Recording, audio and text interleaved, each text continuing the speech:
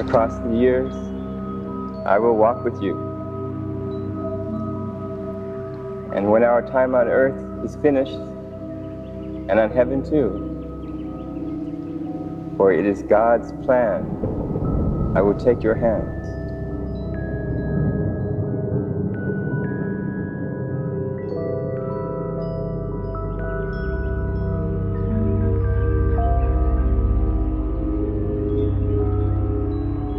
I was just sitting down on the floor writing on the walls of my hospital room. I don't get it, like, why this keeps happening. I don't understand.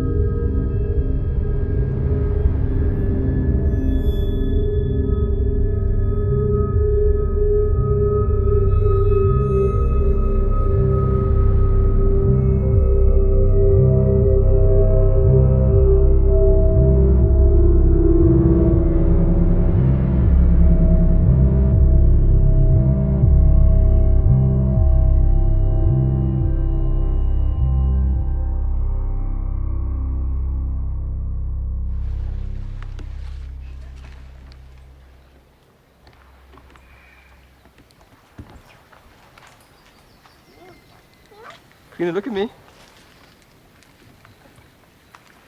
That one. Eat it, honey.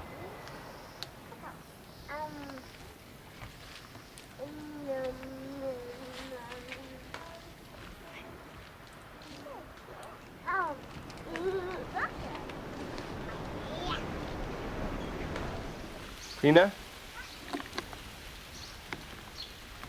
Kalina, peekaboo. Kalina, peekaboo.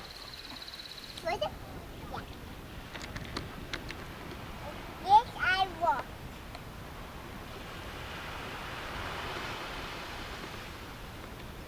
Go.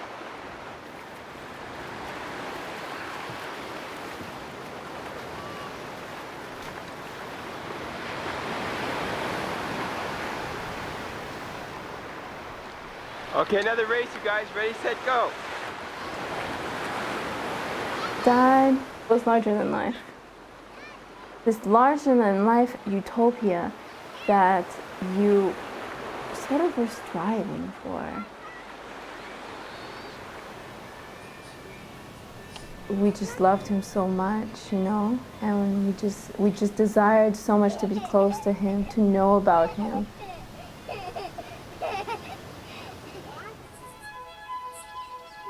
Starring Sean and Felicia.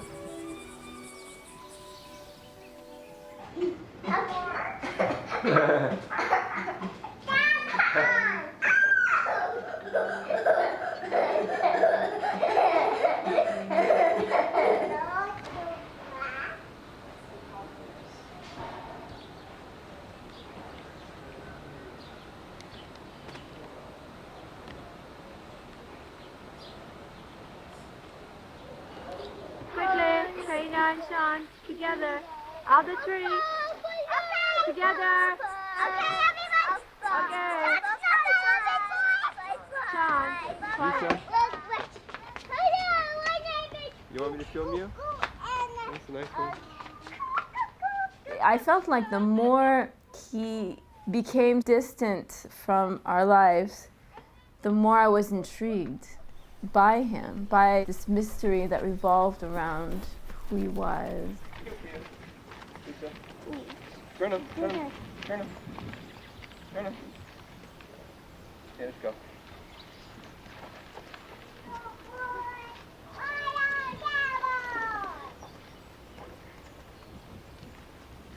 I heard people call him Sean, Daniel, George, Douglas. It almost seemed like he had different identities. He was living different lives. 100. Hey, raccoon.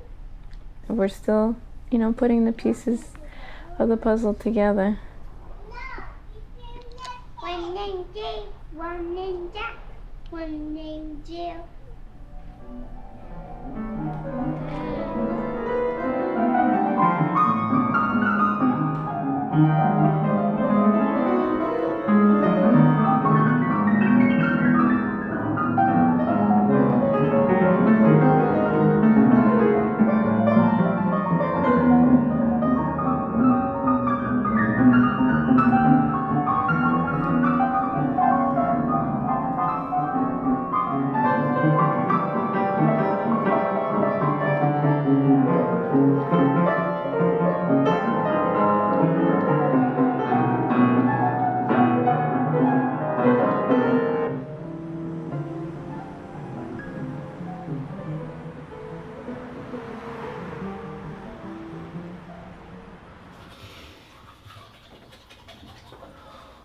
Okay, just calm down a bit.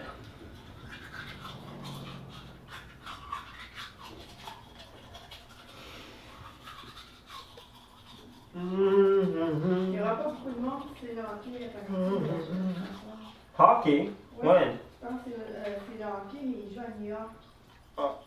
Canadians? When? I'm gonna miss it against the Islanders. Yeah. Who's gonna win? Okay, Rangers. Who's gonna win? Kalina, who's gonna win?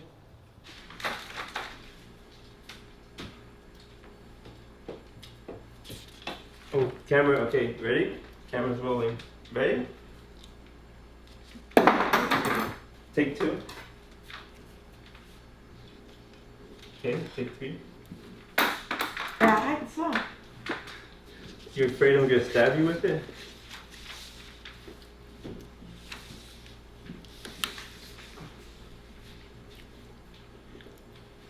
Okay, I'm gonna just eat my bread and shut up. Before I actually do something psychotic.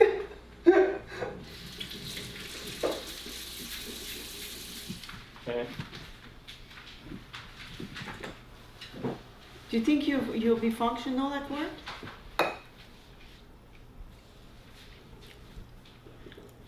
Do they know about your condition? No, I haven't told. I told 2 people, but they don't. They shut their mouths about these things. It's better that other people don't know because they wouldn't understand it. As far as I'm concerned, I don't think I quite fully understand it. Could this be like the beginning of a psychosis, or? No. I can give you a psychosis if you really want one. You want one? Becoming popsicles. But what is this right now? Mania? Hypomania? This? You want to label it? No, I'm just trying to understand it. I guess. Understand what? Do you think Dad was this way?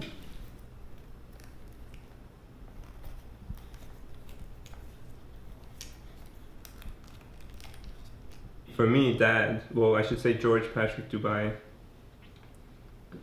has been just my father, nothing more. Did you love the George Patrick Dubai? That's a personal question. I'm not gonna ask that. Tu vois, c'est ça. Là, je comprends. Tu vois? C'est différent.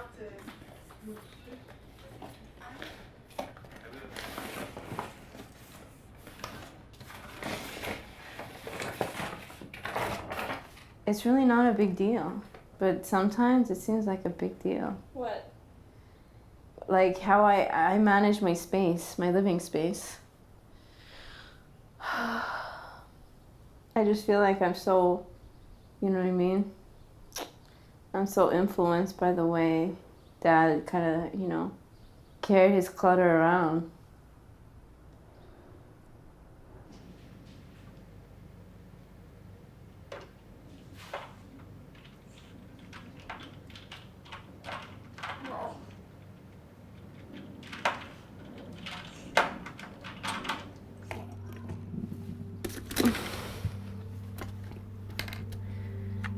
In one way, it's like I feel like I thrive on it, you know? It creates an atmosphere for me to, you know, start painting or writing or, I don't know, it's just weird. It's just really weird, but I feel really, really haunted by these ghosts.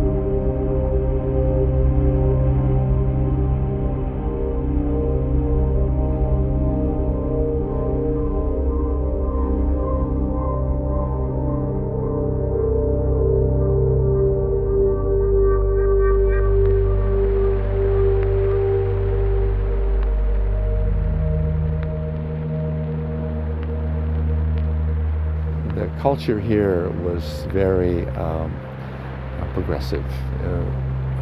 It was during the middle of the hippie era. There was a lot of communal living.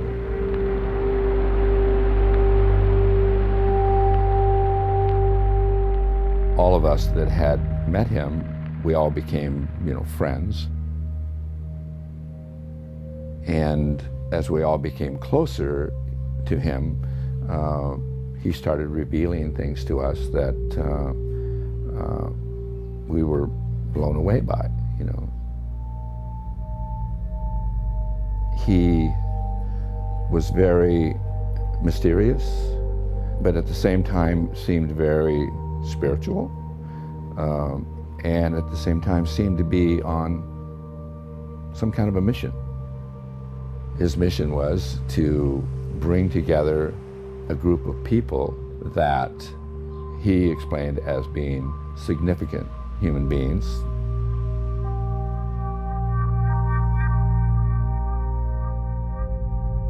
He told me that there was no coincidence that my last name was Moses.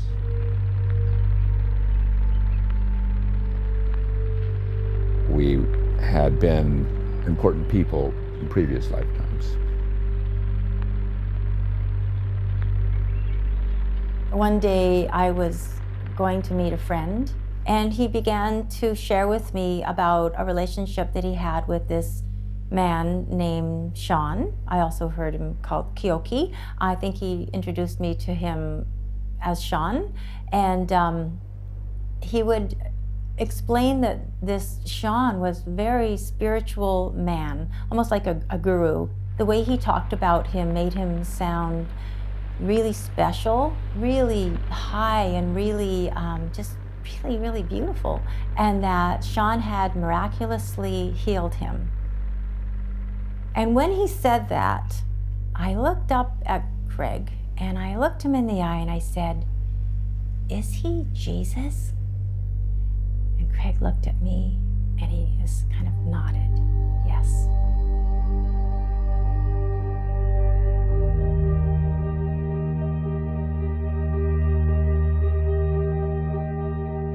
Sean was married to a woman named Carrie, who was the reincarnation of Mary Magdalene. And she had children by George, who were, or not George, but Sean at this point, born of Immaculate Conception. He was just kind of like a light, he really was. He said, I'm building this temple. He called it a temple. He said, because I'm going to be helping a lot of sick people and helping many, many other people. There'll be a lot of people that will come and go. He says, but it's always going to be your home. That's what we were known as among our group, was the significance. What did that mean? Why were you guys called the significance? Because what we were doing was significant in the world. He was saving the world. And he told me about when he was really young. He said the first time anything unusual happened to him, he was very young and he was in a graveyard. And he said, like, the graves spoke to him. And I said, like, what did they say? And he goes, well, I didn't really understand it when I was young, but it was like they were trying to tell me something. And then later, it became more of a real communication from beyond. He saw messages and everything after that. Just the littlest thing, like a newspaper article, something in a store window, all over. There was always messages. Hi, Kalina, it's me. I just want to let you know that they diagnosed me. I don't believe in putting definitions on people. I don't believe in putting a stamp on my forehead that says what I am. I didn't sleep last night, and I probably won't sleep tomorrow night. It's my destiny. It's my mission. I'm an angel. This is what's happening. Do that. You're already. She's already in mania. Okay. I'm not already in mania. No. I'm just being myself right now. I'm just telling you that these are the messages that I've been receiving, that this is what I need to do. No.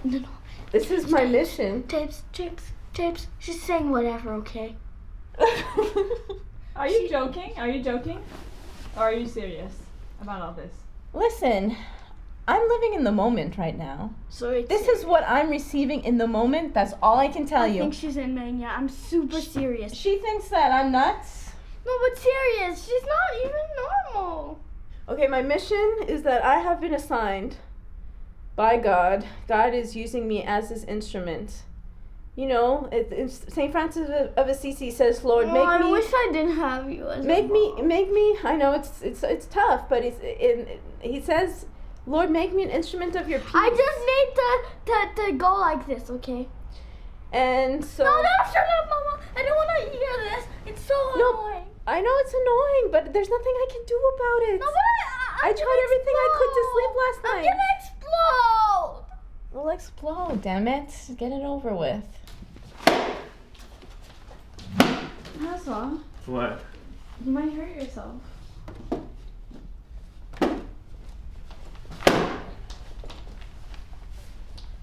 Why'd you do that? I like paint. Wasn't that your painting? I didn't like it. Any questions? I'm a bit concerned about you. Are you gonna be okay? I won't kill anyone. I'll take my meds. I'll smoke a little pot just to get by, not every day.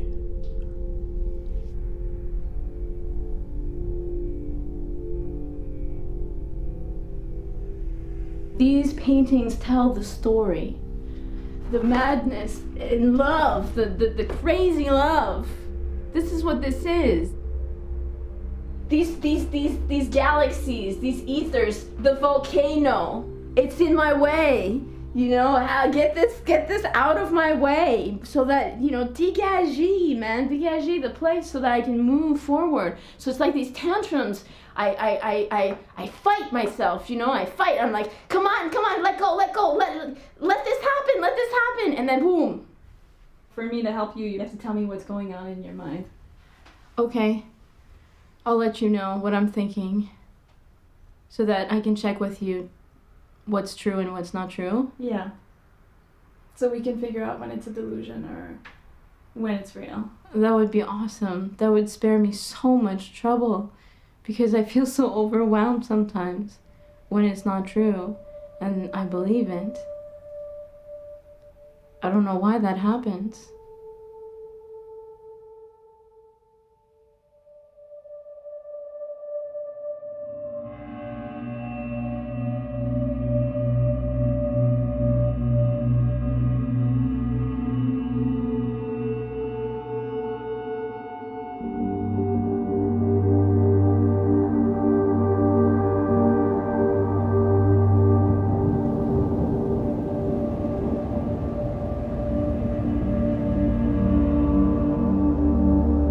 Father, right? He called God the director. He said that through him, God can create changes of reality.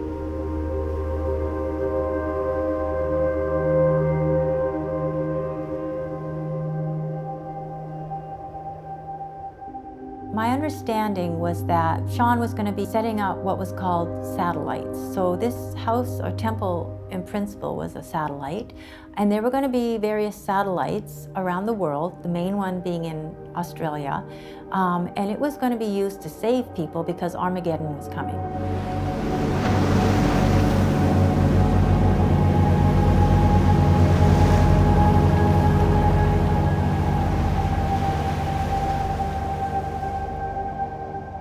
More and more, almost daily, I was sent out with 1, 2, 3, or 4 people to stores to steal.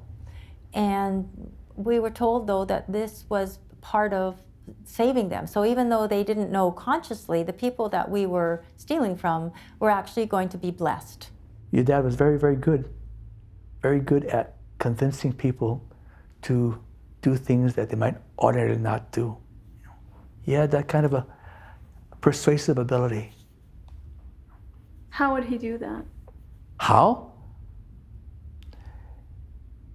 It wasn't by the words he was using, you know. He had this intensity about him, you know. The tone of the voice. You know. He had me go out and look for girls that he said were for the disciples because they needed some, they needed some grounding. They needed somebody, they needed to have girlfriends. So I started doing that, and then realized later that they weren't for them, actually. They were for him, because he liked to go out and meet other women, and I know now, have affairs with them. I don't know how many he had, but that was his intent, was to go out, and he called them angels. So I was to go out and find angels. Me, I kind of was like shying away from him. He forced me to make love when I didn't want to. He shoved me down the stairs. He locked me in the bathroom. And he came in the shower with me and he just beat me up. I was on the floor with water running on me, crying and curled up in a ball and scared to death. And I just went, what am I gonna do? I just kept saying, what am I gonna do? I have my little baby there in the crib. Did he ever apologize? No, not really apologize, because he would always say it's going to make you stronger, you know. You don't understand it right now. He goes, but I've got to make you a warrior. What you're gonna experience someday, you're going to need all the strength you can have. We were having like a big fight. He was trying to keep the kids from me. And the police were called, the police came. And they said they'd deal with everything that was going on here. It was just a scene. It had gotten so out of hand and so diluted that the safest thing for him to do was to leave.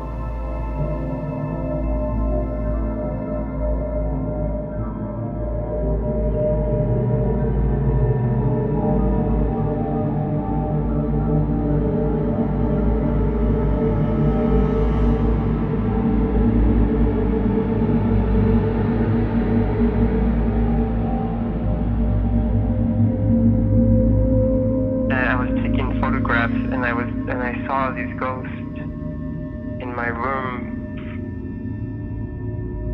Like it was funny. It would look like we were like spirits, like, because like they say the photograph like takes someone's soul. You heard about that? Hello? Yeah. I'm going down. I'm going to see him. To see what's going on. Because it sounded really bad. Like he was breaking something now. Okay. He's screaming.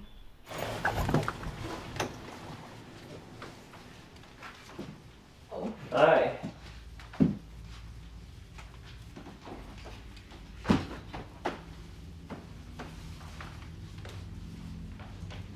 Is everything okay down here? What does it look like? Okay. Whoa. Hello, yes. I'll need some help. Mon frère, il commençait à lancer des knives. Je pense qu'il est, he's delusional. My brother needs help. No, I'm upstairs. My sister just went downstairs and he started throwing. I'm upstairs, yes, but he's downstairs. Yesterday he was in mania, and I think he needs psychiatric help right now. He needs treatment.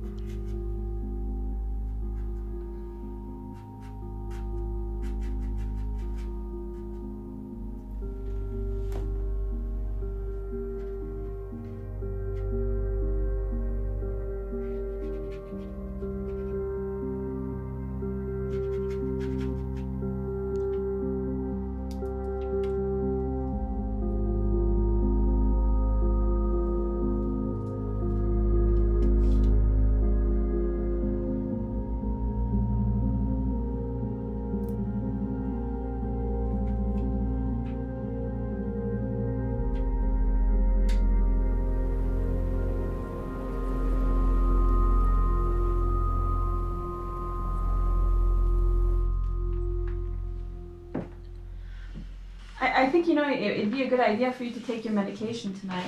Oh, you think so? So you'd have a good night's sleep. Right. Why do you think that's important? Well, you haven't slept in like 2 days. Okay. That's cool. It actually isn't cool. Why? Well, because, if you don't sleep tonight, you'll just really deteriorate really quickly. Really? Yeah. You seem to know so much about me. Well, you're my sister. Right. And my best friend. We're neighbors, we live really close, we see each other every day. I know you really well. Do you? I do. Are you sure about that? Yeah. Okay, whatever you say. But I'm not taking anything. Why not? Because I don't want to. I don't have to explain myself. I don't have to tell you why. It's just when you were well, we talked, and you said that if you would, your state would worsen, you would take your medication to prevent yourself from going back to the hospital and going through all of that again. Yeah, I gotta get ready. Time to go, time to fly.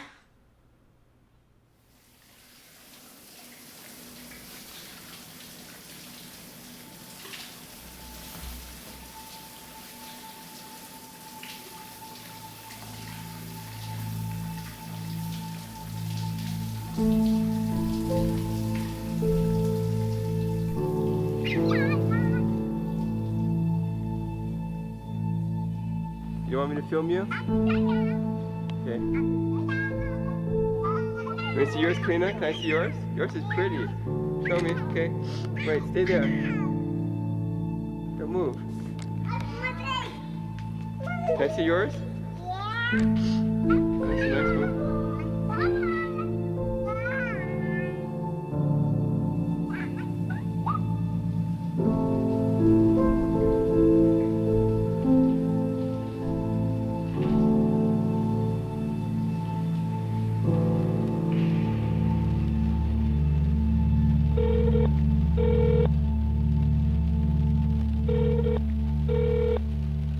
Welcome to Douglas Mental Health University Institute.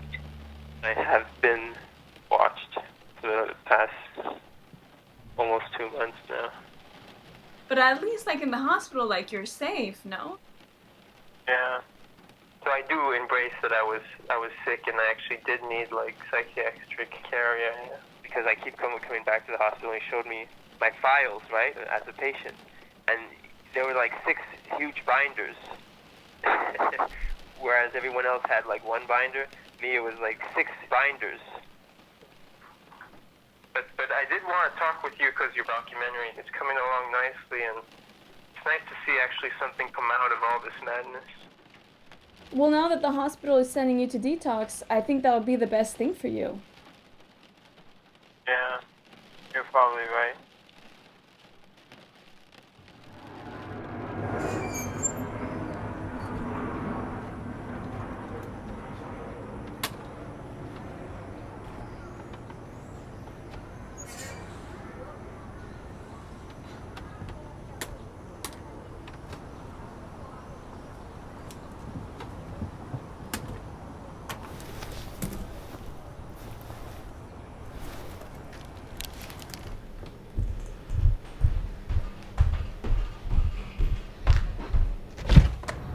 How do I look? Hey, Francois! What are you doing here? Ahoy, matey! I thought you were going to detox. Maybe you can make sense of what happened. I don't know what happened. I'm still all confused. Thank you. I'm panicking because mommy is nothing. Mommy's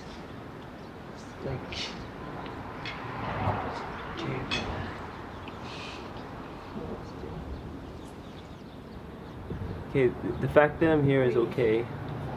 It's just Mammy doesn't want me to use, so I'm on medication, so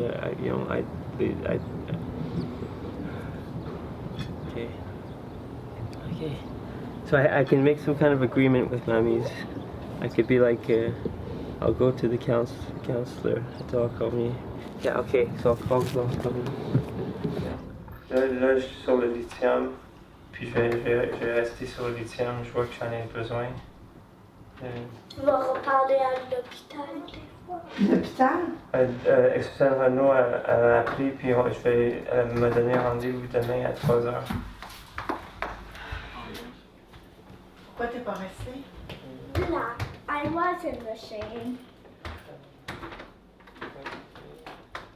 C'est sûr que tu peux pas rester ici, ça c'est certain. On a déjà parlé de ça, mais si c'est moi qui te force à rester ici, c'est pas vrai?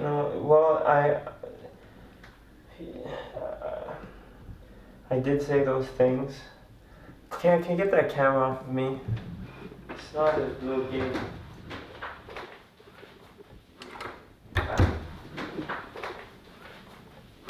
C'est toujours la même chose. Moi, je peux pas. Ça fait 10 ans que ça dure. Moi, je suis plus capable. Tu dis que tu vas arrêter, tu reviens ici, regarde, la première fois, la deuxième fois, tu arrêtes 1 mois, 2 mois après, tu recommences à consommer. Ça suffit, là, moi, je suis plus capable. Ça fait 10 ans. Puis le traitement là-bas, c'est supposé t'aider à arrêter de consommer. Tout ça, tu n'es pas capable d'arrêter. Tu as besoin d'aide. Je ne veux plus consommer. Là, tu dis ça, mais dans 1 mois, dans 2 mois, ça va revenir comme avant. I was scared to death. We had to call the police on you. Yeah, they arrested me. I think... They did not arrest you. They went to catch you so you wouldn't hurt yourself.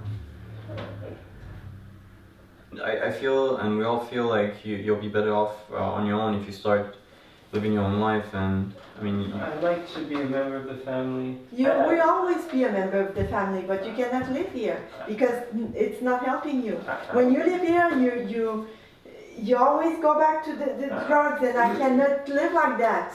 I just can't, and we can't. Nobody else. Because Jeremy has suffered too. I mean, he choked to death seeing you suffering, and me too. I almost die. I'm sick of it. I don't want to see that. And you got to have your own place. I'm sick of it too. I don't want to control your life, but you cannot live in my house no more. You have to have your own place.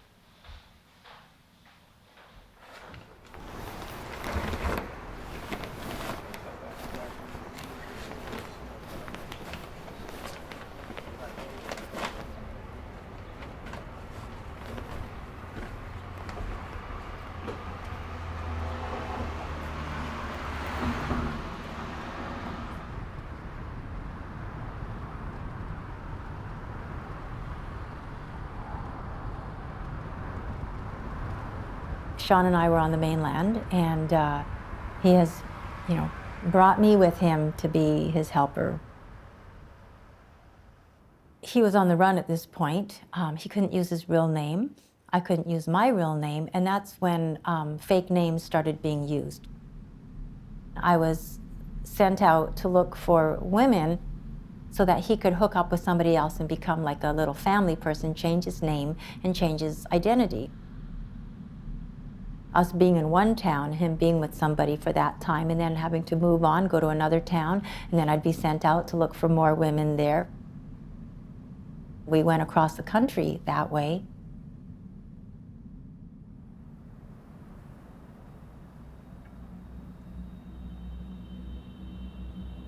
I would make him look like every woman's dream, and women that were vulnerable would fall for it.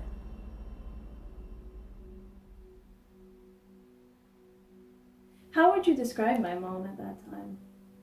She was just, part of his plan.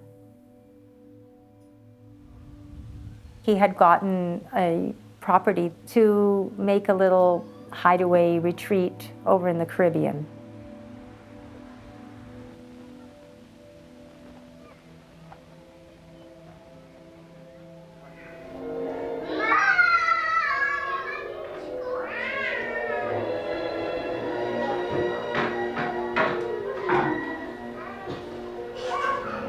Lisha, come here.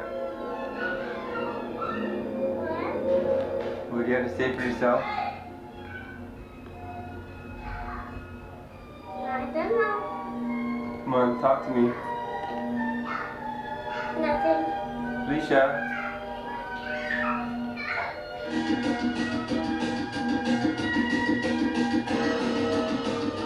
Hi, kitty. Figura. Hi, Figura.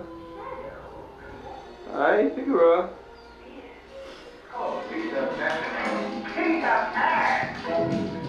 Peanut. Hi. Hi. Hi, Kalina. Hi. Hi. Shiny boy. Shiny boy. Fisha.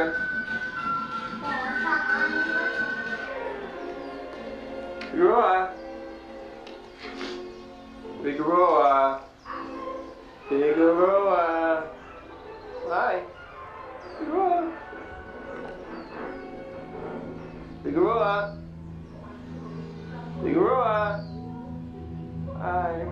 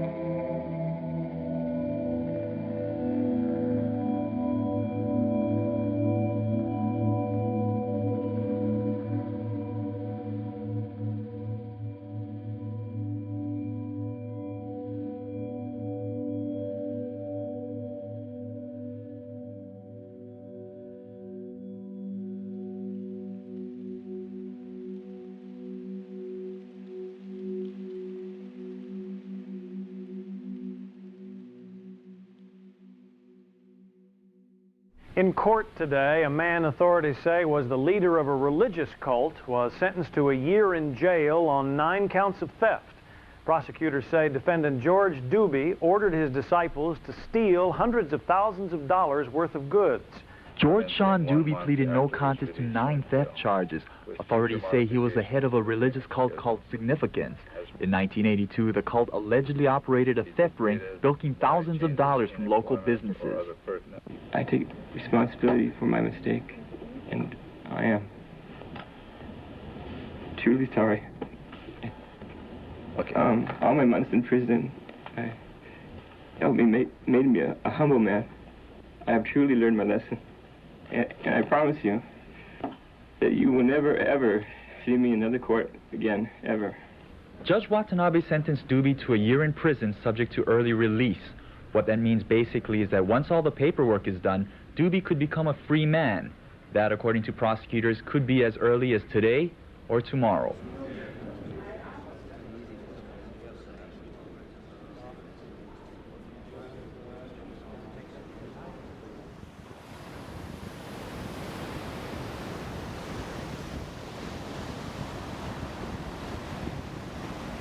When he was in jail, you know, he had a psychological evaluation then, and he, at that point, he was diagnosed with bipolar disorder, and that he had to take a medication for it, a lithium, and that he was going to do that for a while, but he was going to find some health alternative way of dealing with that.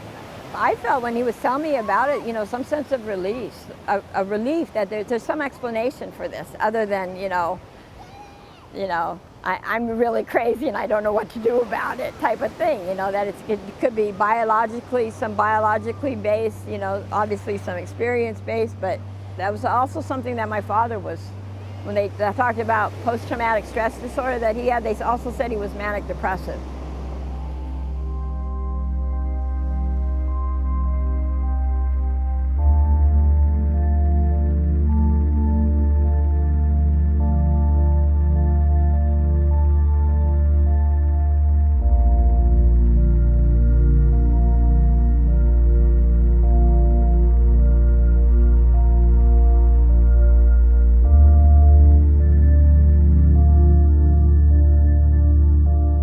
Dad was a captain in the Army at Pearl Harbor in Korea.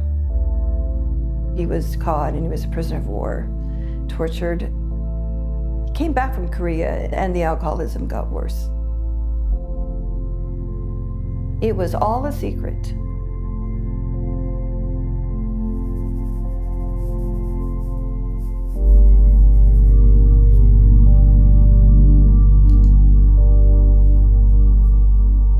We lived from crisis to crisis to crisis.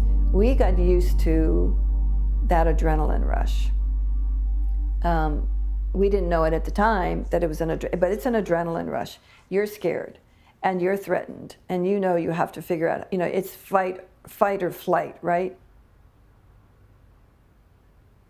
I'm just remembering, I think there were a couple times when my dad struck my mother and my brother fought back. And that enraged my dad further. But it was difficult because when he was sober, he was the kindest, gentlest man I've ever known.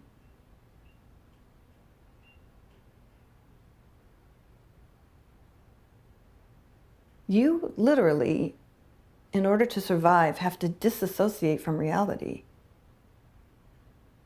And so things are fragmented and you're living in these, you begin to sort of have a role that you live here and a role that you live there, and it's real, but it's not real. I think we were all sort of in some kind of fantasy world, for sure.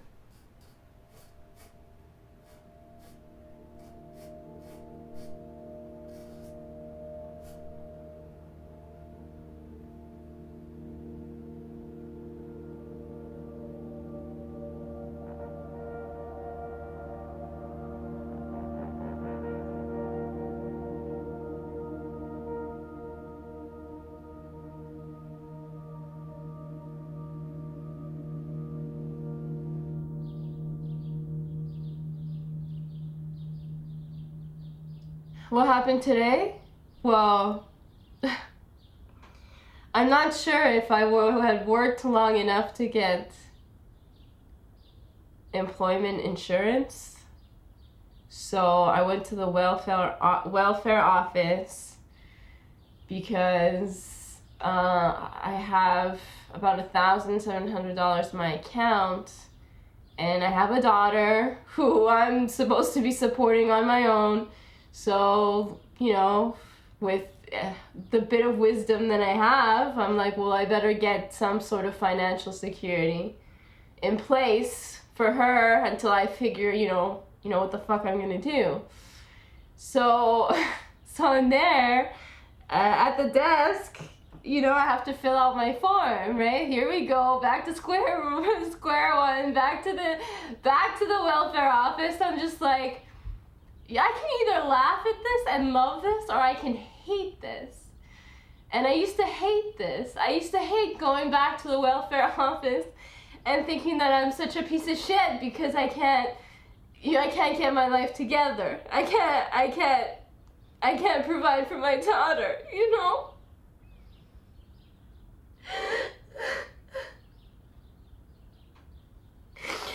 And this time I was going there and I was just like, I don't care. I don't care if this is happening again. I don't care. And I'm there and I'm filling out the form, and I filled out, my last job was at the chocolaterie. I was there from mid-September till about February. And so they asked me what happened. So they asked me on the form what happened. And so I write that, well, I had a problem of health. I had a health problem. And they want to know what kind. And so I write bipolar disorder. And I'm like there, and I'm like, well, that's what happened. Like, black and white. Like, and I'm just like, well, I can't keep running from this. I can't keep hiding from this. I can't keep hating myself for what's beyond my control, for what's going on. And then I'm like, well, if I can just see what's really going on, what's happening, well, then maybe I can do something about it. But as long as I keep hiding and I keep feeling ashamed and I keep denying that there's anything wrong or that there's something going on, then I have no strength to face it or to overcome it. So I just gave them the form and that was it. You know, they say they give me an answer. And okay, fine.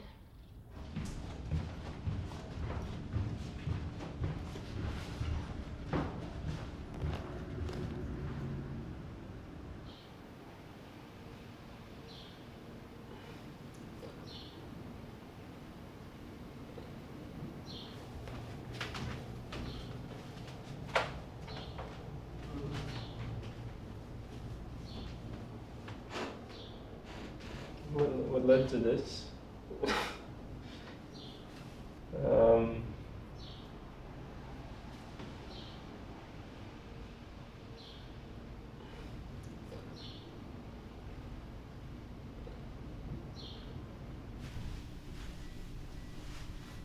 It's just like there's just, these are all pieces from different puzzles.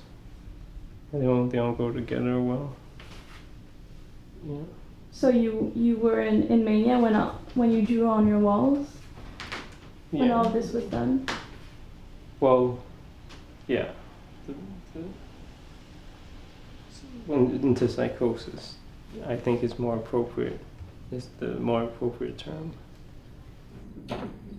That's what I have right now. I have. So it's quite a cocktail.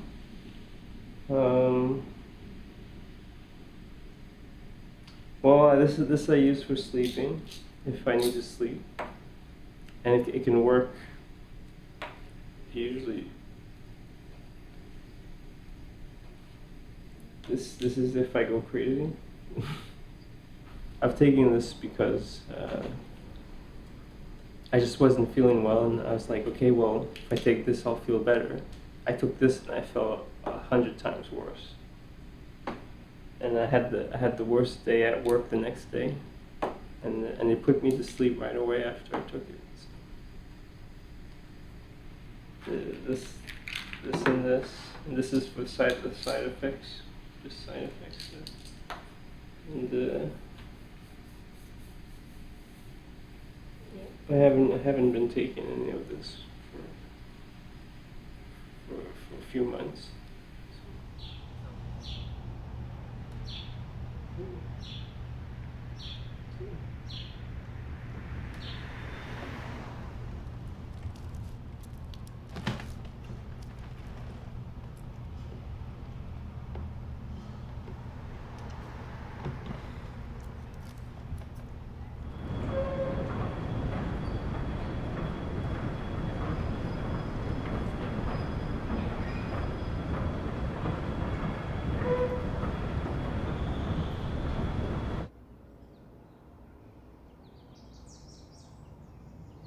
You know, I'm wondering, how much did you know about Dad and his, you know, his comportement, his bipolar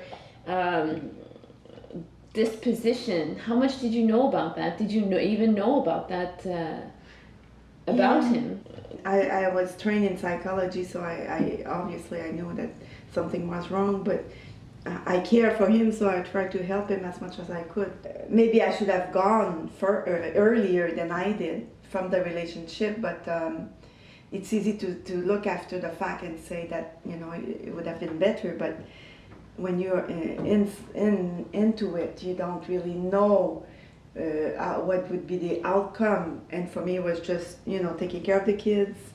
There were small children, so I tried to do my best with that, and for him, he was so busy with all his business things, so it was not like a normal relationship, you know. Did his instability affect us as children? Was our own lives unstable and full of change and full of, movement from place to place because of him? You remember that time Dad throwing things, the papaya on the wall, or breaking furniture because we had so much disagreement that it was, our value was the opposite. That's why I started to thinking about it was time just to leave, because as far as I could, keeping the safety of the boat together for the children, for him it was just total freedom, total chaos. I've got 6 small. I got 6. That's not fair. Just hug it back.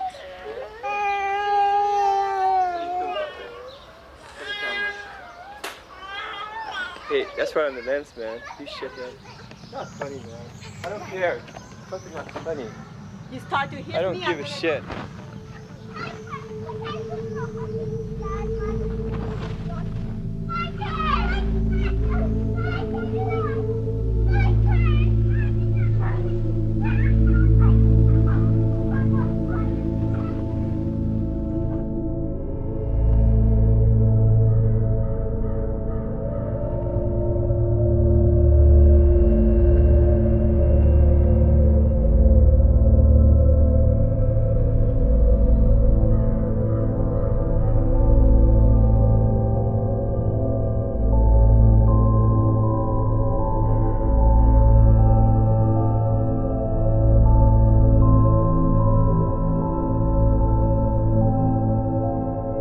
What I saw in Dad, I was totally convinced that it was normal. That was just who he was.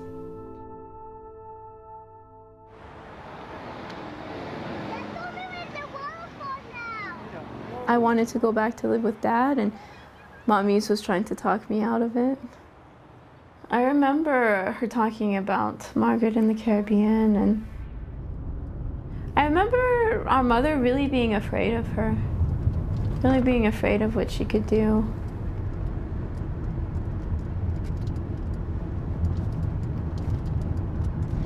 So at one point in Hawaii, like way back, when all of this was really fresh and the cult was very active, and I was on Oahu and George was on Kauai, and there had been some upheaval with situations, and we had a phone conversation, and he asked me over the phone to make an oath with him to follow him, trust in him for, my life until death do us part, basically. I don't recall the exact words, but I know the word until death, and even to the death kind of thing.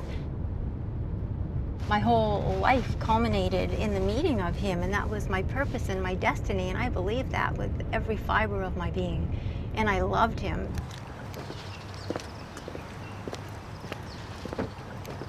And so at this point you have how many children together when you guys are living here in this house? 4. And do they know that he is their father? Now they do. But at that point, at that point, did they know? No. So No, it wasn't until quite a bit later when they were allowed to know, because they weren't allowed to know. Okay. Yeah. Why weren't they allowed to know? I don't know. I don't know. He was involved with other people, and he didn't want them to know that he had anything to do with me that way. Jamil, how was life on the ferry?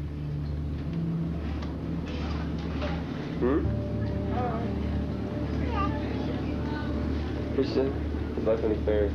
Fun. Angie, how's life on the ferry? I know, popcorn. Boy.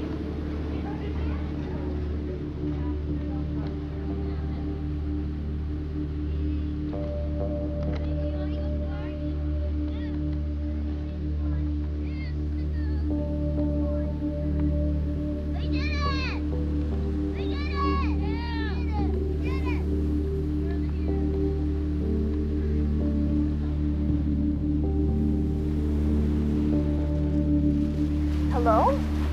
Oh, hi. Is this, Kalina? Yeah, Angel. Yeah. Hi, how are you? I'm good, thanks. How are you? Great to hear your voice. Wow. I had that sense of, wanting to know who my parents were. And then I chose to get out of that whole situation and realized that was certainly not the path I wanted to live. And I didn't want to end up like my parents.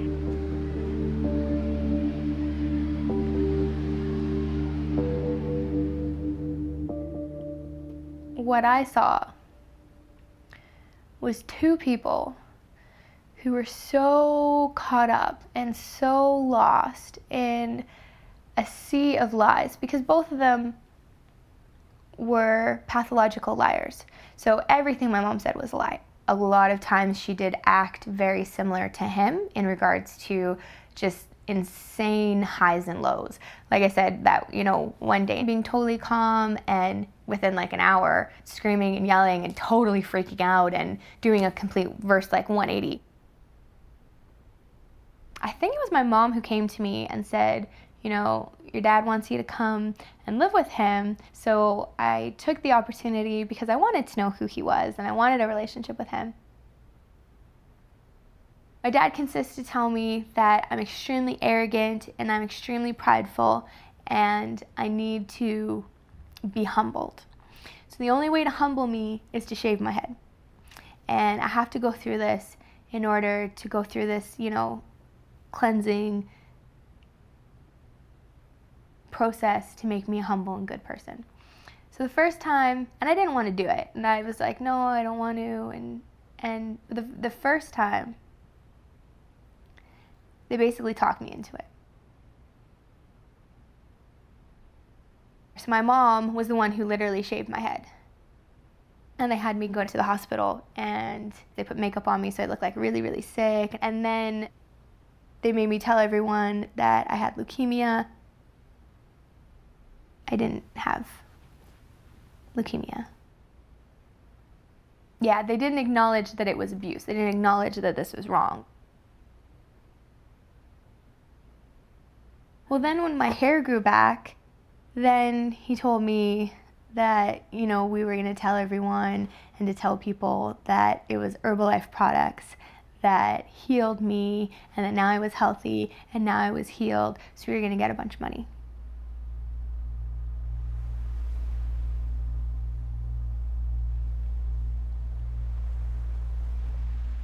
George told me that he met a woman who was very wealthy. She was a pivotal person in the Herbalife International organization. And then he said that he was going to marry her.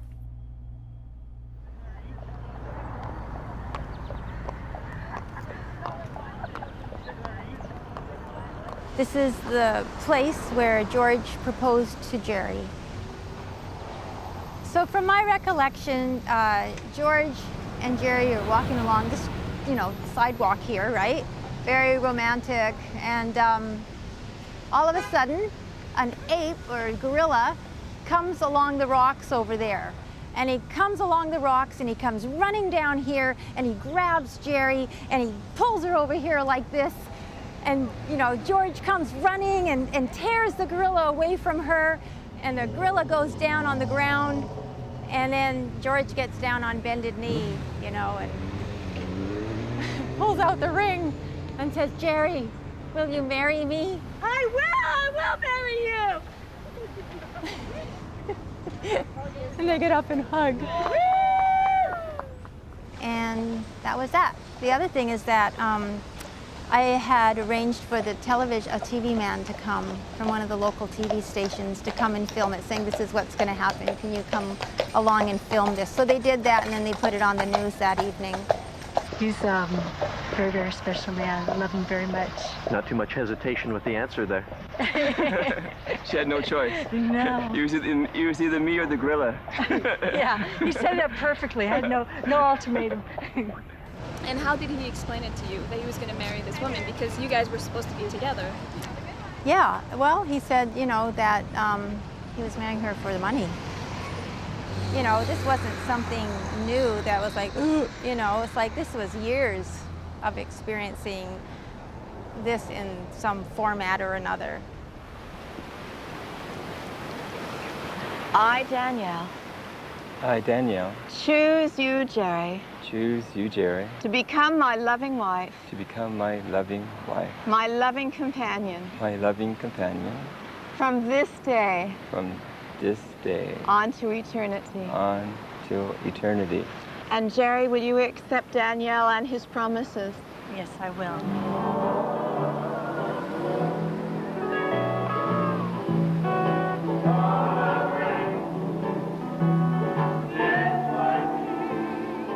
took the plane to Hawaii, and I was with him at his home with, you know, his wife at the time, which was Jerry.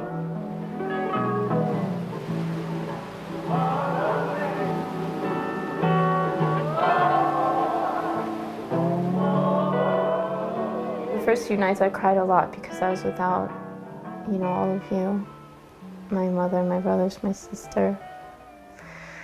And I kind of found myself all alone. He was very immersed in this whole other world that I knew nothing about.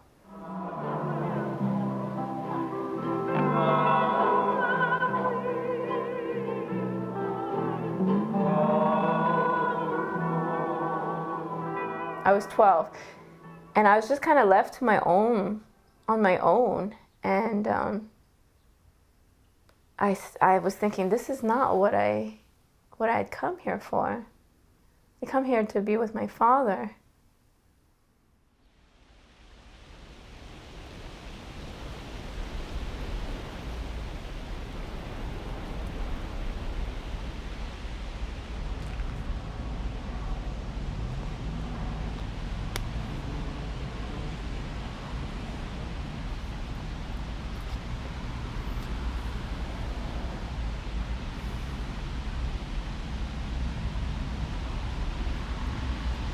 I was always in some way isolated from everything at an early age.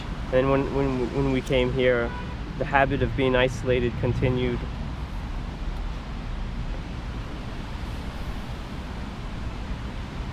I remember at adolescence that there was something terribly wrong with me, that I knew there was something, but you kind of like just forget about it. And then when I was an adult, and then I got the psychotic episode, well then it was clear to me that there was kind of an explanation to a lot of things about me. Well, it's funny because if you're taking drugs, you're kind of searching for a state of psychosis. So it's like I'm constantly searching to be in psychosis in a way.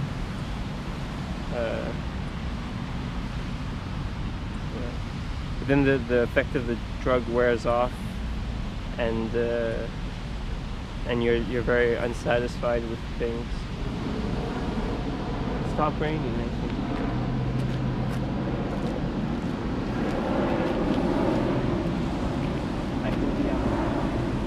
Can be pretty ill and not be hospitalized. Do you think that's what happened with our father? But for me, he never seemed like it seemed as if it wasn't something that preoccupied him. More that he was who he was, and the whole whatever, I don't know. Yeah, but it's funny when I look at myself now. I see. I envy him in a way, because he didn't. It's like he didn't have to see himself as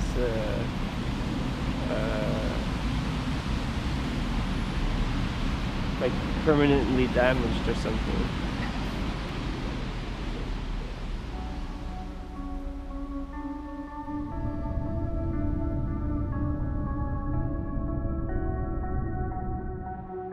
From the very beginning of my manic episode, I felt like I began to understand him in a way that I never understood him before.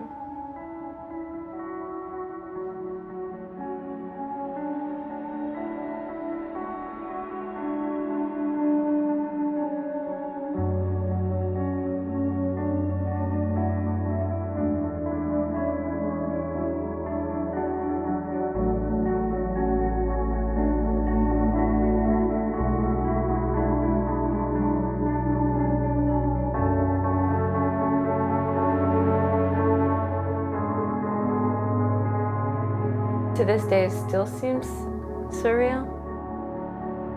His death, how it happened. Because it was never explained to us.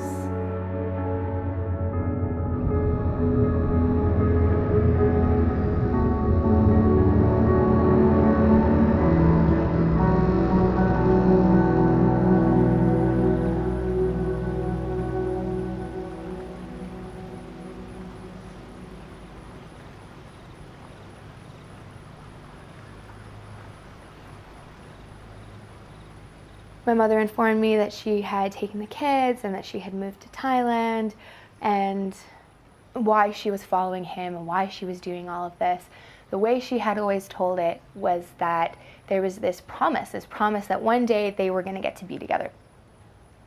And now he's gotten into this relationship with this Thai woman who she told me was completely poor, and he always had a reason to be with all the other women when he told my mom. But she couldn't find that reason as to why he was now with this woman. So a week before I was supposed to get on a plane and go to Thailand to see them, see my mom and the kids, she called me on the telephone, extremely upset. And she told me that she'd had enough, she couldn't take it anymore, and she wanted to end it once and for all, that she wanted to shoot him, she wanted him dead.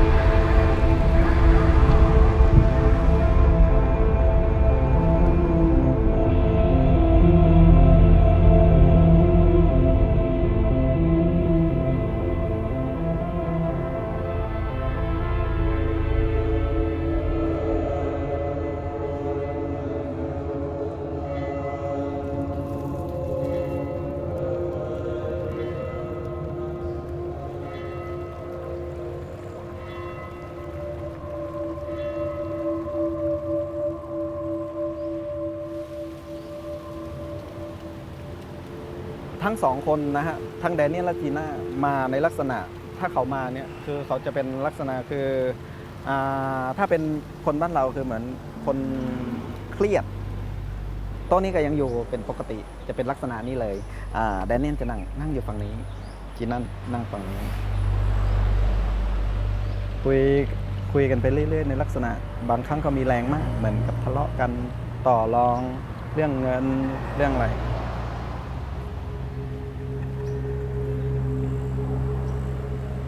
แต่เขาก็อยู่กันจนเป็นโต๊ะรองสุดท้ายซึ่งจะมีอีกโต๊ะหนึ่ง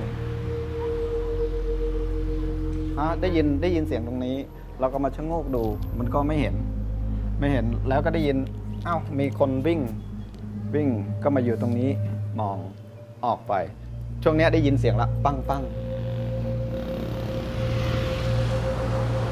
ตอนนั้นมืดละผมมาปุ๊บจีน่าวิ่งมาพอดีรถเขาจะจอดอยู่ตรงประมาณแถวนี้นะก็เห็นเขาซุดอยู่ตรงมันจะมีรถยนต์อยู่คันหนึ่งจอดอยู่ตรงนั้นแล้วเขาก็ซุดอยู่ตรงหน้าเยื้องๆเฉียงก็คือเกือบจะกลางฟุตบาท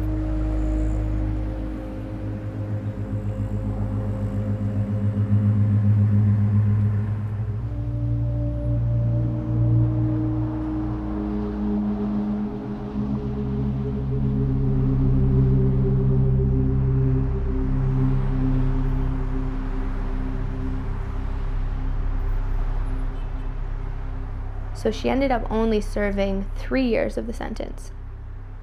In the trial, she was found guilty of premeditated murder and possession of the weapon. So in her trial, they found her guilty as well.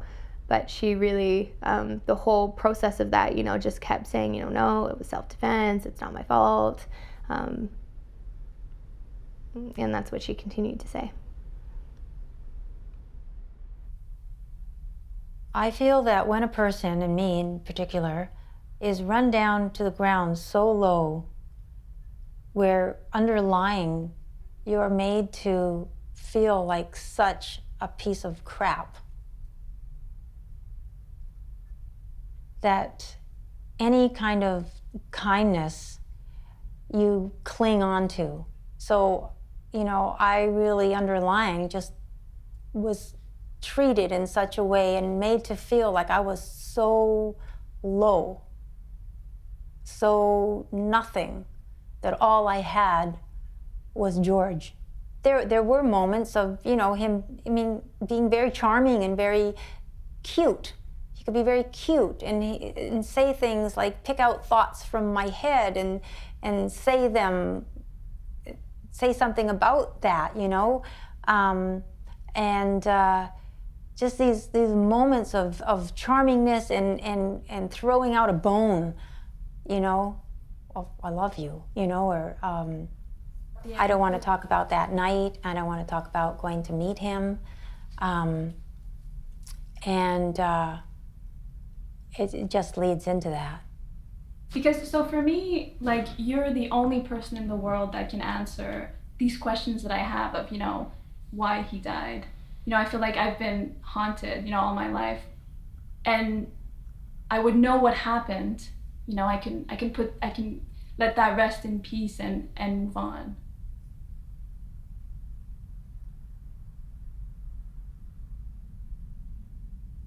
Once it started really snowballing, it went very, very fast, Kalina. Very fast. There was no time to think or plan. I mean, my brain was just, I couldn't, I just couldn't work it out. And I didn't see it coming. And maybe he did, I don't know. Why would he say, shoot me? I mean, I really, even that doesn't make sense, you know? Well, I mean, if you had a gun in your hand and... No, but nobody says, shoot me. I mean, you know, he knew, I mean, that was taking a pretty big chance, you know what I mean? I mean, anybody else, especially him, would say, oh, honey, you know, like, stop, don't do that. You know what, we'll go away together, you know? Whatever how we normally operated, right? And maybe he wouldn't be dead now if he'd done that. Maybe that would have, you know, I don't know, but, you know, why did he out and out say, you know, did he really choose? I don't know. I don't know.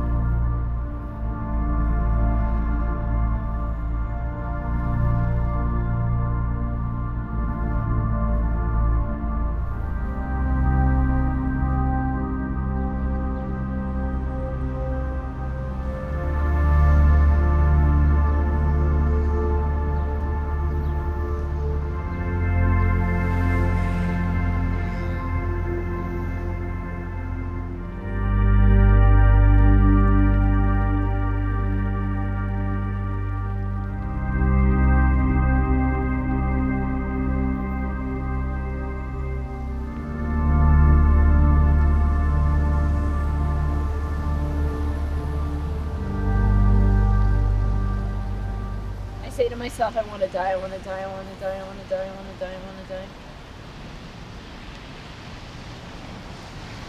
Sometimes I'll just say to myself, I want to die. No one else understands out there. It's like they don't speak the same language as I do. Montserratian. Montserratian. No, I speak Montserratian. Montserratian. So in reference to the island of Montserrat where our filmmaker was born. Yes. The one who's filming this right now. I wonder where she is. I don't know. Where is she? Is she on a break right now? Is she doing anything at all? Okay, no, she's behind the camera. I'm just kidding. We never hang out. This is okay. I have on the record. We haven't done this ever. I feel like giving you a hug right now. Oh, but you know, huh? You know you're not allowed.